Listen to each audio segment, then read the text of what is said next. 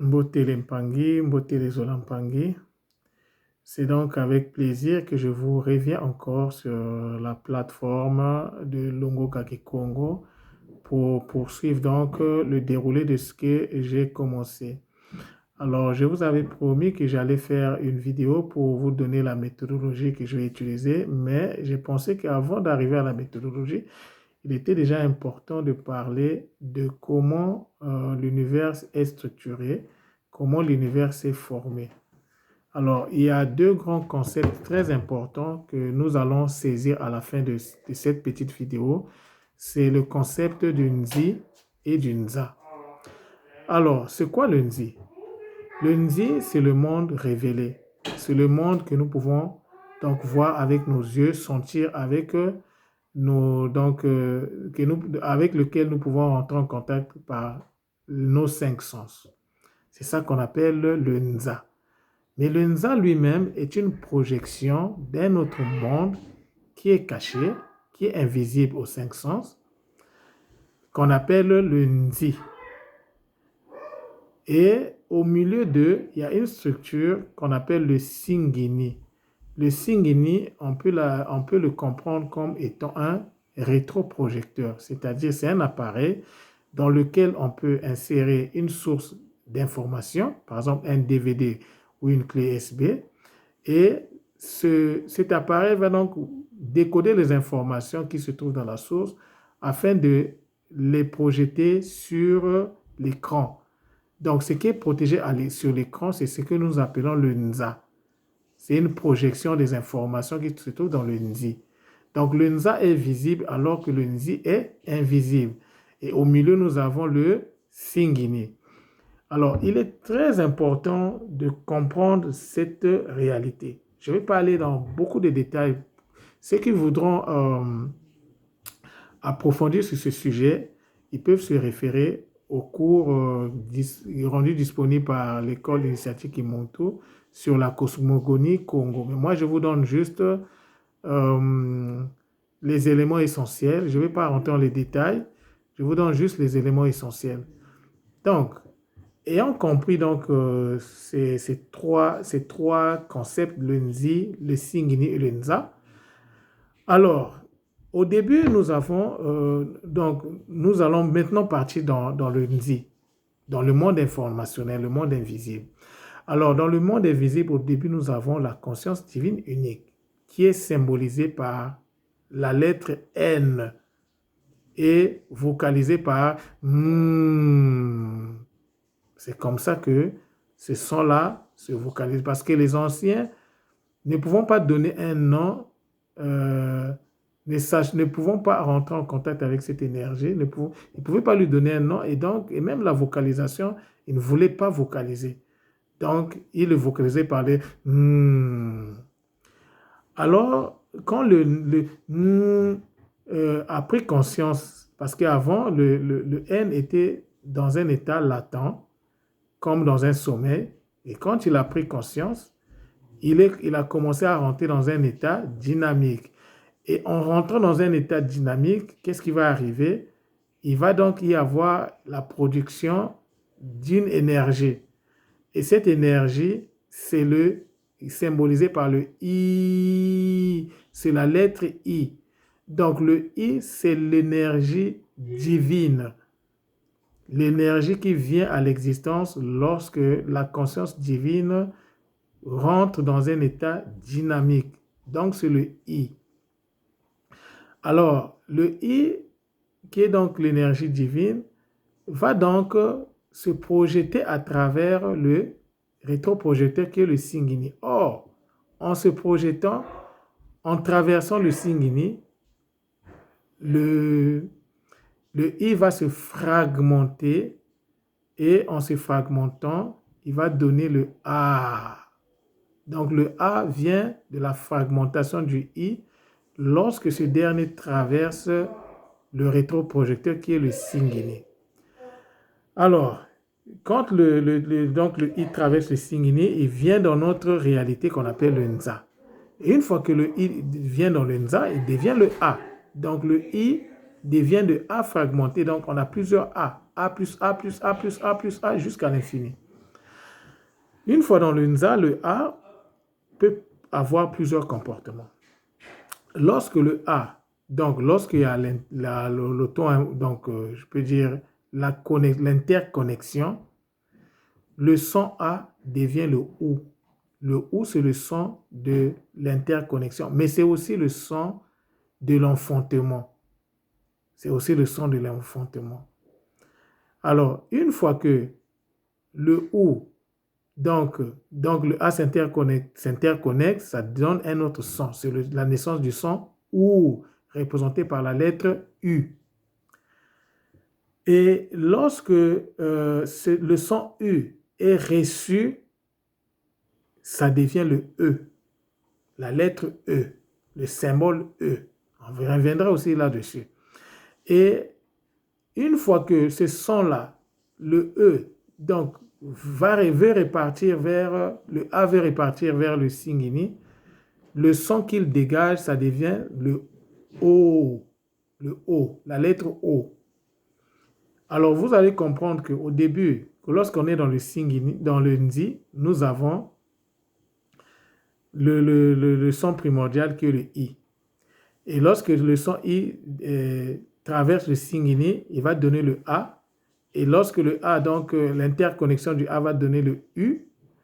Et la réception donc de cette énergie va donner, une fois que cette énergie est reçue, ça donne le E.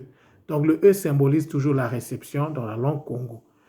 Alors qu'une fois qu'on reçoit, le son peut aussi repartir vers le Nzi, vers le monde originel. Dans ce cas, il va avoir un mouvement ascensionnel, mais une ascension qui ne se fait pas de façon linéaire, mais de façon spiralée.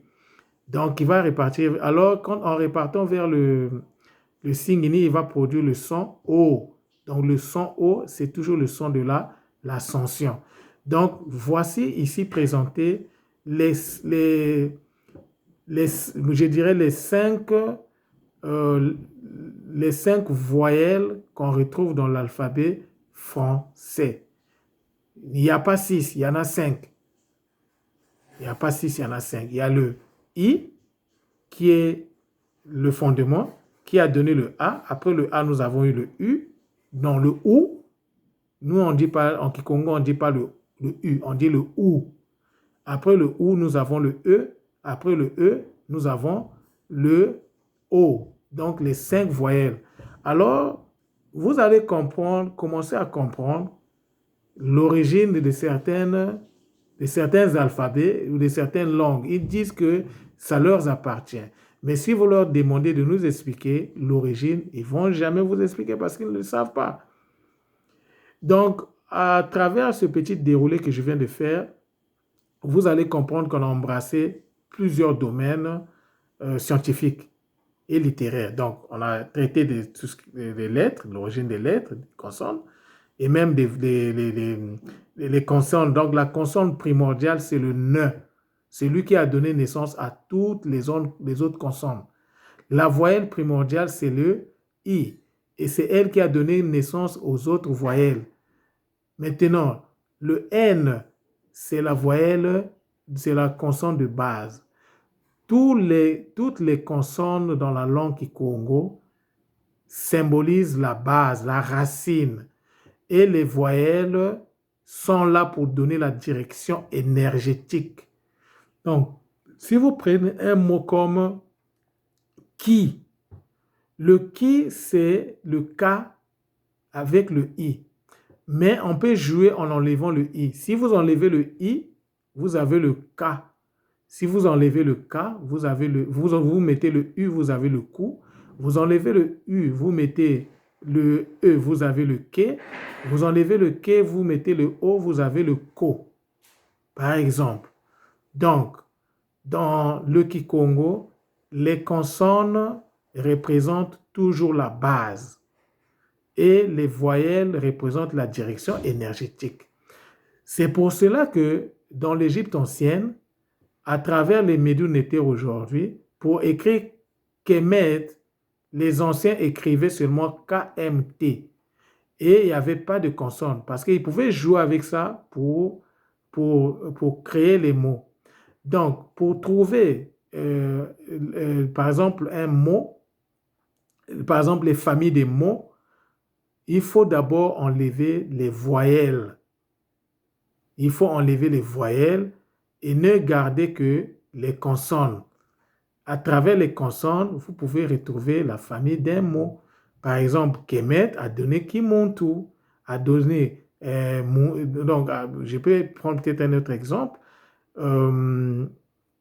Mbote a donné Mbota. C'est un quartier qui se trouve au Congo, dans la ville de Pointe-Noire, au Congo-Brazzaville.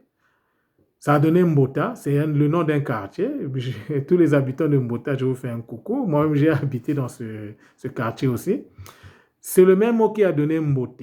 C'est le même mot qui a donné Mbutu. Vous voyez? Donc, Mbote, Mbota, Mbutu, ce sont les mots de la même famille parce qu'ils ont la même base. Ce sont les énergies qui changent. Donc, voilà un peu, à travers ça, vous allez déjà commencer à percevoir la méthodologie que nous allons utiliser. Maintenant, pour la méthodologie, je vais vous le dire maintenant. Je vais revenir avec le temps, toujours rappeler cela jusqu'à ce que ça soit une réalité. La méthodologie pour comprendre un mot Kikongo consiste à couper ce mot en sons. Par exemple, si je prends le mot bakala, il y a 3 sons, il y a 3 syllabes dans ce mot. Alors, il faut que je puisse les isoler, les 3 sons. Nous avons le son ba, nous avons le son ka et nous avons le son la. Maintenant, l'exercice consistera à trouver qu'est-ce que ça veut dire ba, qu'est-ce que ça veut dire ka, qu'est-ce que ça veut dire la. Une fois qu'on a trouvé la signification de chaque son, en ce moment-là, on va procéder à une réformulation. À travers la réformulation, on peut avoir une idée générale, englobante du concept que le mot véhicule. Mais à côté de cela aussi, il y a des mots qui véhiculent des sens, comme je dirais, par exemple, si tu dis mbote à quelqu'un au Congo qui parle la langue Kikongo, lui va comprendre ça comme bonjour. Le fait de saluer quelqu'un, ça se dit mbote. Mais mbote, ce n'est pas seulement un bonjour. Quand vous partez, vous décortiquez le mot là, c'est autre chose qu'il y a derrière. Ramener mbote à bonjour, c'est vraiment réducteur. Et je pourrais même dire que c'est des choses qu'on ne devait pas faire. Donc, les mots en Kikongo peuvent avoir 2 significations. La signification énergétique, qui est la signification profonde, qui s'obtient à travers le découpage du mot à travers les sons. Mais il y a aussi la signification, je pourrais dire, superficielle. Et c'est cette signification superficielle qui domine aujourd'hui. Les gens parlent la langue Kikongo de façon superficielle parce qu'ils ont oublié le côté énergétique des choses. Or, parler une langue, c'est emmener à l'existence des mondes. Vocaliser un son consiste à emmener à l'existence un monde. Alors, si tu ne comprends pas ce que tu dis, ça peut être très dangereux pour toi, mais même pour ta sécurité. C'est pour ça que je disais dans la précédente vidéo, parler le Kikongo sans comprendre ce que tu dis, sans comprendre la vocalisation des énergies que tu es en train de prononcer, ça peut te porter malheur. Parce que ces mots-là, c'est des mots sacrés. Alors, pour éviter ça, nous devons apprendre à savoir qu'est-ce que nous disons. Par exemple, quand tu as dit mbote, nous avons 2 sons. Nous avons le mbo, nous avons le t. Mais qu'est-ce que ça veut dire le mbo? Qu'est-ce que ça veut dire le t? Ça fera l'objet d'une prochaine vidéo. Pour l'instant, j'espère que vous avez compris la méthodologie. Maintenant, ce que je vais vous demander, c'est d'écouter, de réécouter, de prendre surtout des notes. Je vais m'arranger à ne pas mettre trop de concepts. Aujourd'hui, on a vu le Nzi, le Nza, le Singini. Et puis, on a vu l'origine des consonnes et l'origine des voyelles plutôt. Mais l'origine des consonnes, bon, je vais le dire rapidement. Les consonnes, la première consonne, c'est le N. Et quand le N rentre dans l'état dynamique, il fait une vibration. Il rentre en vibration, en fait. Quand je dis état dynamique, c'est la vibration. Et le pilier vibrationnel principal, selon la tradition Congo des dompteurs de léopard, que l'école initiatique qui montait en train de réanimer, c'est la lettre Z. Donc, je pourrais dire qu'en termes de progression, la première lettre originelle, c'est la lettre N, qui renvoie au divin, à la conscience divine suprême, que nous on appelle Mahama Wandombe. Et après, lorsque Mahama Wandombe rentre en vibration, ça donne la lettre Z. D'où puisque le I était déjà là, le I c'est l'énergie que cette vibration-là a donné. Donc nous avons le Nzi. Et quand le Nzi traverse, quand le I traverse, ça donne le A. Donc le Nzi et le Nza, c'est comme, d'abord c'est des mots de la même famille, mais en plus ce qui change c'est seulement parce qu'il y a eu le I a traversé le Singini. Et aussi, c'est seulement la fragmentation se fait aussi avec les consonnes. Mais sauf que les consonnes gardent leur structure. C'est-à-dire que le N dans le Nzi reste le N dans le Nza. Mais par contre, le I dans le Nzi, dans le Nza, on ne peut pas avoir le I. C'est une impossibilité mathématique. Dans le Nza, on aura la fragmentation, donc du I qui va donner le A à l'infini. Et ainsi de suite. Et quand, par exemple, cette énergie-là répare au niveau du Nzi, ben, il retrouve sa forme originelle. Donc, il va se refaire jusqu'à redevenir un I. On ne peut pas trouver un O dans le Singini. Mais cependant, on peut avoir des connexions entre les voyelles dans le Singini et puis des voyelles des sons dans le Singini. Par exemple, je peux prendre Ninga. Ninga. Le Nga, ça veut dire qu'on est dans déjà avec la présence du A, ça veut dire qu'on est dans le Nza. Mais le Ni n'est pas dans le Nza, le Ni est dans le Singini. Donc, il y a une interconnexion qui est là. Donc, ce n'est pas parce qu'il y a une structure au milieu que ces deux réalités-là sont séparées. Non, ces deux réalités-là peuvent avoir une connexion et peuvent travailler ensemble. C'est comme le mot Nzambi. Le mot Nzambi, c'est la connexion du Nza et du Mbi qui a donné naissance à une conscience qu'aujourd'hui les gens appellent Nzambi, qui donc aujourd'hui est identifié à Dieu. Quand vous partez au Congo, Brazza, Angola, Gabon, ils vous disent Nzambi. Au Gabon, on dit même Niamey. Et je vous rassure, je vous informe que c'est le même mot qui a donné le mot de la capitale du Niger s'appelle Niamey. C'est le même mot qu'on utilise au Gabon pour dire Niambi ou Niamey. Donc, c'est les mêmes choses en fait. Avec un peu d'attention, vous allez vous rendre compte que, comme le disent si bien les anciens, Cheikh Anta Diop, les Kofi Gomez, les professeurs,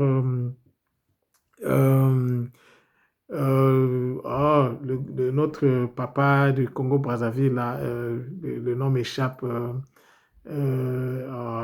désolé, celui qui était avec Théophile Obenga, je m'excuse de cet oubli, Théophile Obenga, ils le disent clairement que la langue africaine vient de la même source.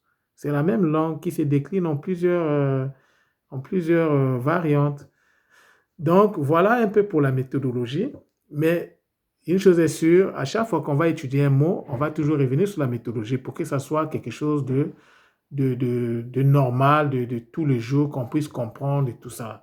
Il faut seulement savoir que les mots véhiculent des énergies. Derrière les mots, il y a des mondes. Alors, quand tu dis une phrase, tu vocalises un mot en Kikongo, est-ce que tu es conscient de cela? Si tu es conscient de cela, est-ce que tu sais quel monde avec quel monde tu te connectes en vocalisant certaines choses?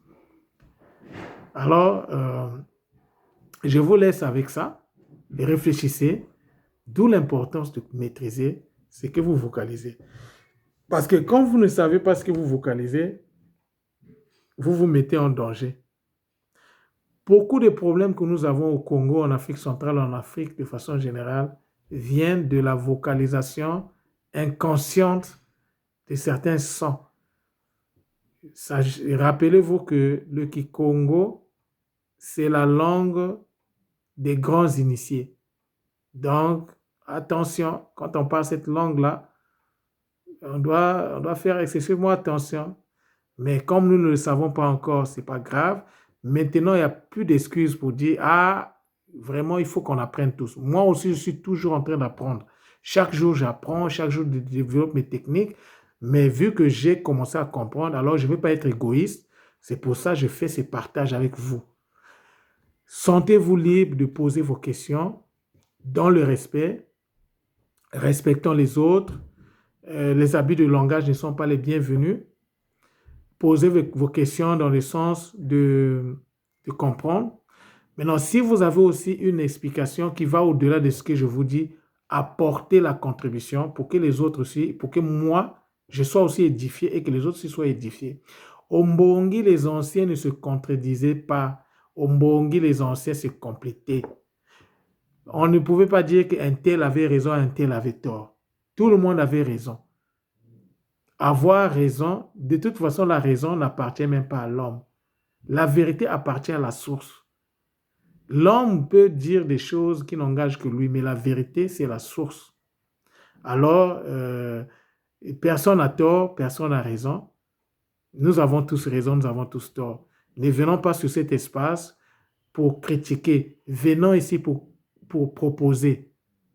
Si vous avez remarqué que j'ai dit quelque chose sans me rendre compte, vous pouvez aussi me faire la remarque. Un petit audio, vous faites la remarque et ça va servir à tout le monde. C'est ensemble que nous devons faire ce travail.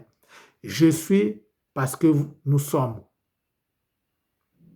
C'est donc par ces mots que je veux conclure cette vidéo. Partagez-la comme vous pouvez au maximum parce qu'il y a d'autres choses qui arrivent. Et on vient juste à peine de commencer, donc on n'a même pas encore atteint la vitesse de croisière parce que la table n'est pas encore... il y a encore des mets qui sont au feu, en train de mijoter. Donc, dès que c'est cuit, on va les placer sur la table et puis on va s'asseoir pour manger. Alors, bonne chose, je vous souhaite donc une bonne soirée à tous. Et donc, on va se reprendre. Dès que j'ai un peu de temps, je vais faire une autre vidéo, toujours pour continuer à mettre la table. Matondo à vous et bien de bonnes choses à tout le monde. Bye bye.